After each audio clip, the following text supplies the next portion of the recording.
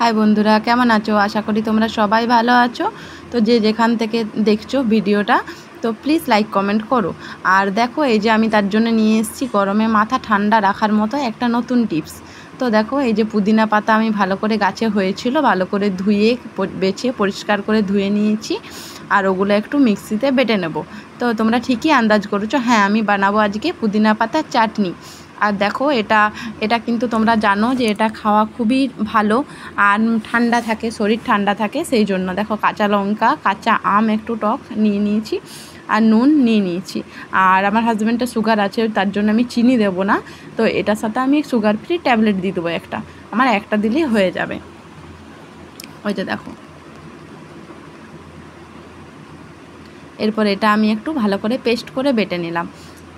একটু জল দিয়ে দিচ্ছি, একটু বাটতে একটু মানে হচ্ছে, টাইট হচ্ছে, ওই জন্য দেখো জল দিয়ে আমার বাটা হয়ে গেছে।